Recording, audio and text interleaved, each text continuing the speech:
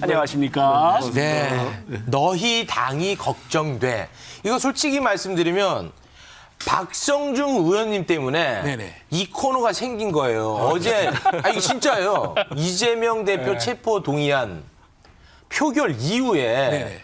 의원님 SNS에 민주당 걱정을 그렇게 했다는 거예요. 실제로. 개인 비리로 민주당을 더 이상 망치지 말고 자연인으로 돌아가는 것이 민주당을 위한 길이다. 그래서 저는 와. 박성중 의원님이 민주당으로 갔나 할 정도로 오해를 했어요. 아니 이게 진짜 걱정이 맞는 겁니까? 상대도 잘 돼야 네. 그 새도 양날개가 제대로 돼야 멀리날 수 있잖아요. 맞는 말씀입니다. 예. 네. 같이 가야죠. 기권 9표, 무효 11표로서 부결되었음을 선포합니다.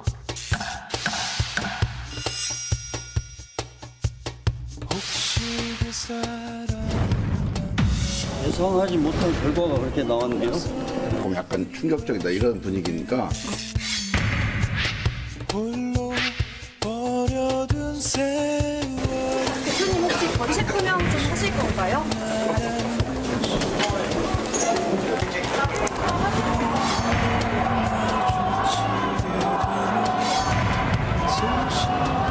그 KTX 땅 말고 다른 땅도 많이 가지고 계시거든요. 제가 민주당을 워낙 잘 알아서 그런데 뒤에 지금 숨겨진 자료가 많다고 들었습니다. 키스를 했다, 쓰다듬었다라는 정말 변태적 습성이 담겨있는 저는 100% 허구인 판타지 소설을 썼고 이준석 씨는 본인의 성상납 의혹을 무마하려고 측근 보내서 7억 각서를 현실에서 썼습니다.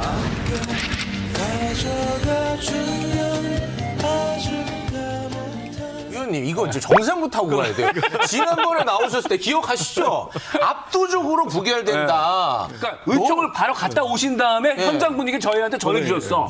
두 분이 공개 발언했는데 그 중에 한 분이에요. 또. 아니 저는 지금도 이거 표 개표를 잘못한 거 아닌가라는 생각이 들 정도입니다. 연기하지 지금도. 마시고요. 아니, 지금도요. 네. 왜냐하면 이게 사실은 제가 이제 이 172쪽에 달하는 구속영장 청구서를 다 봤거든요. 네.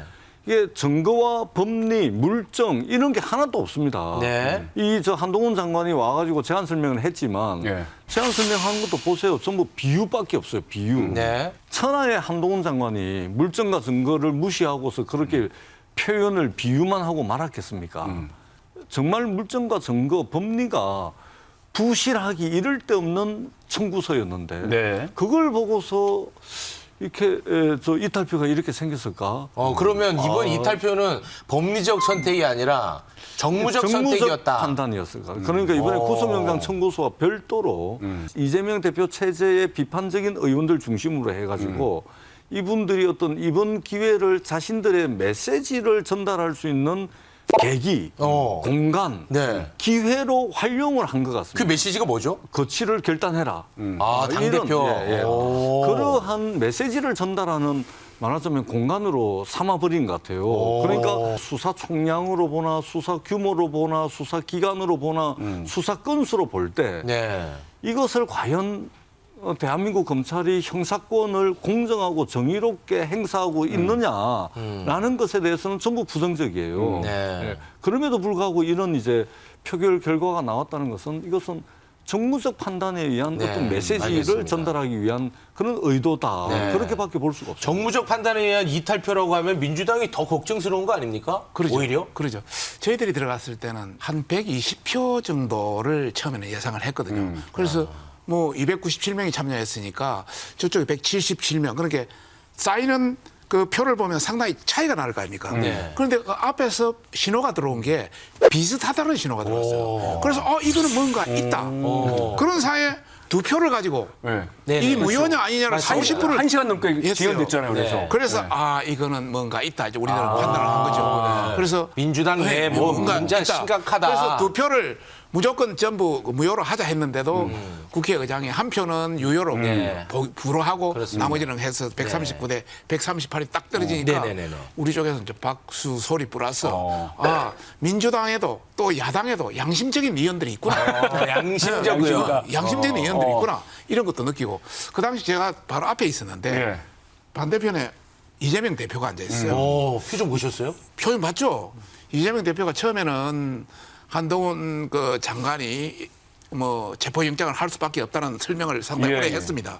하고 본인이 나가서 변명을 또 쫙 했습니다. 네. 상당히 자신감도 있고 딱 했는데 139대 138이 딱 노는 순간 당황해요. 뻥 해가지고 그냥 당황했어요? 당황해가지고 완전히 뒷골 그냥 땡기는 줄로 그냥 이래가 있더라고요. 유심히 보셨군요. 네, 이재명 유심히 대표 봤습니다. 표정을. 예. 지난주 금요일 이제 의원총회 다음 날 친문 의원들과 이재명 대표의 오찬 자리에서 무슨 복음 전파가 있었대요. 오 의원이 마태복음 27장을 이재명 대표에게 읽어줬다는 보도가 나왔습니다. 요약하자면 예수가 십자가에 못 박히는 내용. 이걸 왜 읽어줬을까? 이 뜻이 뭡니까? 사퇴하라 뭐 예. 이런 메시지인가 보네요. 아니 그래서 저도 네.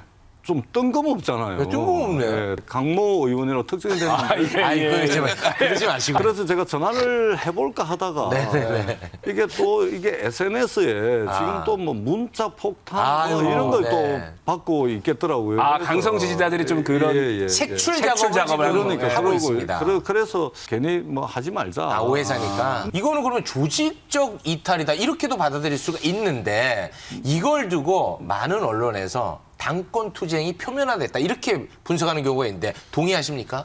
당권 투쟁.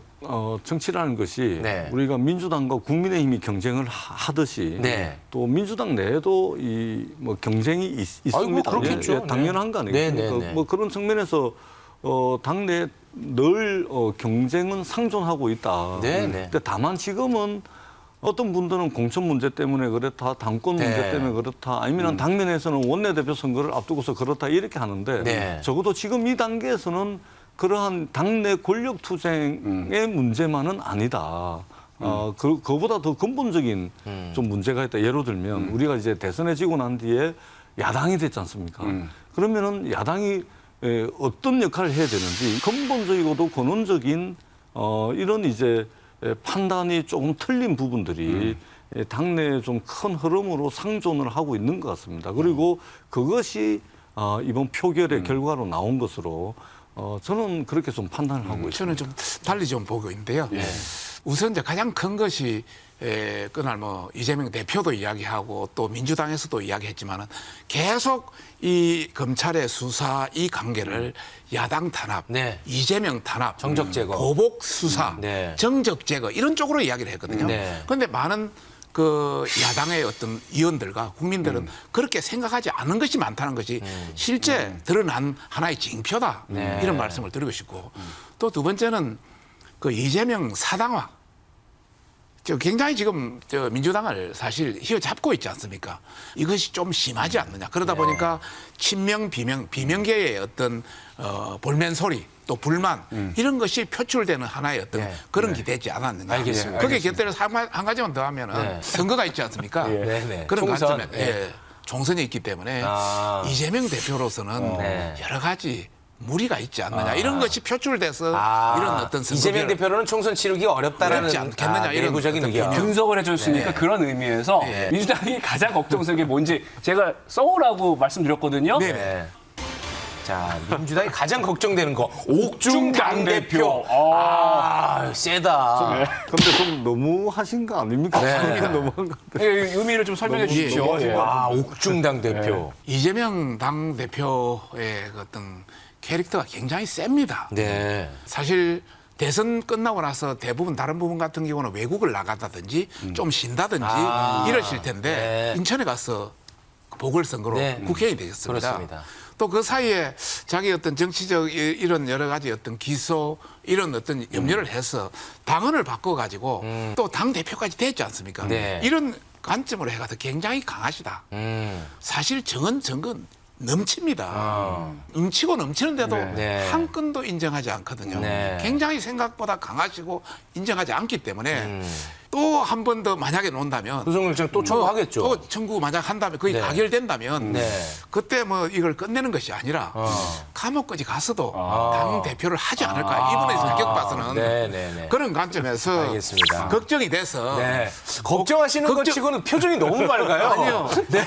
걱정이 돼서 표정이 너무 맑으셔. 평소 표정이 이제 웃는 표정이 아니 너무 맑으셔. 저는 뭐 평소 표정이 의원님이 쓰고도 흡족한가 봐요. 표정이 너무 밝으셔. 네, 알겠습니다. 자연스럽게 우리 또 전재수 의원님 걱정하는 것도 아니 들어봐야죠. 반론 기회는 안 줍니까?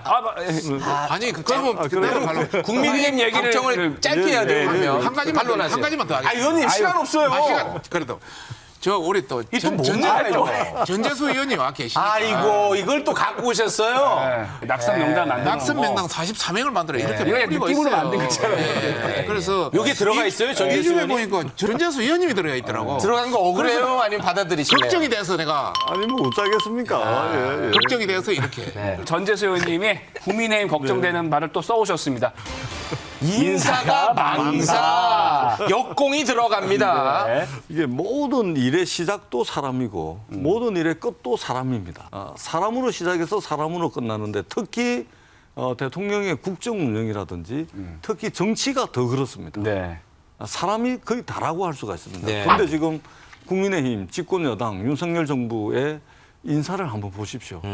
우리가 어디까지 걱정을 해야 됩니까? 이전에 보건복지부 장관 몇 번 갈아치웠습니까? 네. 교육부 장관, 네. 최근에는 정순신 국가수사본부장까지. 네, 네. 지금 이 인사를 검증하는 시스템 자체가 인사를 추천하고 검증하고 임명하는 이 절차가 대통령실의 인사비서관, 대통령실의 인사기획관, 대통령실의 공직기강비서관, 네. 법무부의 인사정보관리단, 네. 전부 검사가 추천하고 네, 검찰 검사가 검증하고 검사가 임명하고 이러다 보니까 검증이 제대로 될 수가 없습니다. 정순신 변호사 아들 한번 생각을 해보세요. 저는 정순신 변호사와 그 아들에 대한 분노보다는 그 분들로 인해서 피해를 입은 그 학생과 학부모 생각을 하면 가슴이 정말 무너집니다. 세상 전체 1년 넘게 소송을 하면서 얼마나 많은 피눈물을 흘렸겠습니까? 더더구나 민족사관고등학교에서 상위 30%까지 들던 아이가 학교 폭력 이후에 학업을 중단해버리고 네네. 지금도 학업을 못하고 트라우마에 빠져가지고 날개가 꺾여가지고 꿈이 좌절되는 그런데 그 가해자는 서울대학교 댕깁니다. 네. 아무리 그래도 세상이 이래서야 되겠습니까? 이분이 이번에 국가수사본부장이 됐으면 대한민국 국민 전체가 정말 국가수사본부로부터 말하자면 가해자 폭력을 입을 수 있는 이런 상황 바로 앞전까지 갔다. 그렇기 네. 때문에 저는 윤석열 정부 인사가 정말 심각한 상황이고 네. 이번 참에 전부 책임지는 사람 한 명도 없이 전부 다 뒤로 발을 빼던데 네. 저는 책임지는 사람도 좀 있고 시스템도 좀 정비를 하고 네. 그다음에 인사 추천과 검증, 임명 이 전 과정에 어떤 다양한 크로스 체킹이 가능한 그런 좀 시스템을 만들어야 된다. 네. 이렇게 생각을 합니다. 알겠습니다. 사실 그 좀 더 촘촘한 인사 검증 시스템이 있어야 되거든요. 네. 사실 문재인 정부에서도 뭐 30 몇 명 동안 몇 명이 있었지만은 거기에 대한 책임을 지거나 그런 건 없었습니다. 그걸 결코 이야기하고 싶지는 않습니다. 다만 우리는 그러면서 말씀드려요. 좀 더 촘촘하고 의원님 너무 좀 더, 재밌어요. 좀 더 완벽한 시스템이 있으면 좋은데 그러지 네. 못한 건 아쉬울 거예요. 네, 네, 네. 다만 그렇지만은 28시간 만에 인정해서 빨리 네. 그 해명. 아, 그건 빨랐어요. 빠른 것은 네, 빨랐습니다. 괜찮지 않았냐. 네. 다만 이제 한 가지가 한 것은 지금까지 사례 중에 이런 학폭 관련 사례가 거의 없었습니다. 지금까지는 보면 무슨 부동산 투기를 했네, 위장 네. 전입을 했네 이런 사항들은 뭐 이런 거는 많았지만은 네, 네. 학폭 관계가 없다 보니까 이번에 조금 이런 부분을 놓친 부분도 있고 또 본인이 이 정 변호사가 이런 게 있으면 사전에 이런 내용을 충분히 좀 설명을 했어야 되는데 이야기를 하지 않거나 또는 허위 사실로 인사 그 서류에 허위 사실을 적었을 경우에 네네네네. 그거 잡아내라고 인사검증 시스템이 있는 것이고 조직과 인력과 예산을 투입해가지고 인사검증을 네. 하는 겁니다. 거짓말한 거 잡아내고 그다음에 말 안 해준 거 찾아내라고 조직과 인력과 예산을 투입을 해가지고 인사검증을 하는 거거든요. 의원님, 근데 그게 시스템의 문제라고 보세요? 사람의 문제라고 보세요? 이거는 두 개 다입니다. 아, 두 개 다예요? 두 개 다입니다. 왜냐하면 아. 검사들이 전부 다 처음부터 끝까지 다 하죠. 인사혁신처에 가면 충분히 그 법적 근거도 가지고 있고 그다음에 트레이닝이 돼 있는 인력들도 있거든요. 네. 그런데 느닷없이 법무부에 한동훈 장관 검사 출신들이 다 틀어지기 위해서 거기다가 인사정보관리단을 해놓으니까 네, 네. 시스템이 굴러갈 수가 없죠. 네. 그렇기 때문에 이것은 사람의 문제와 시스템의 문제가 결합돼 가지고 나타난 총체적 인사검증 시스템의 부실을 드러냈다. 네. 청와대 저랑 같이 다 있었지 않습니까? 네, 네, 걱정해 인사 검증 관계는 굉장히 어렵다는 걸 다 알고 네, 있지 네. 않습니까? 근데 이 정도는 걸러내죠. 아니죠. 대법원 판결까지 있는 아니요, 거거든요. 잠깐, 예. 검색하면 다 나오는 아유, 큰일 나야 되는데. 이 정도는 걸러내죠. 인사 검증의 그 기준이라든지 기존 자료는 옛날 문재인 정부나 지금 정부나 똑같은 시스템 자료입니다. 예. 그래서 이제 그런 차원이고요. 권한이 없다는 것도 권한이라는 것은 인사 권한하고 검증 권한은 다릅니다. 이거는 권한 위임에 의해서 얼마든지 할 수 있는 거기 때문에 권한이 없다, 법적 권한이 없다 이런 말을 쓰시면 안 되고요. 그거는 그러니까 자, 정순 그런 지금 차원에서 얘기가 더 길어지면 저희가 알겠습니다. 알겠습니다. 여기서 마무리 짓겠습니다. 예, 예. 양 더 열심히 두 하겠습니다. 의원님 다 걱정해 주신 건 맞죠? 네. 예. 잘 되라고? 그럼요. 아유, 좋습니다. 아유, 해피엔딩입니다. 여기서 두 분 보내드리겠습니다. 두 분 고맙습니다. 고맙습니다.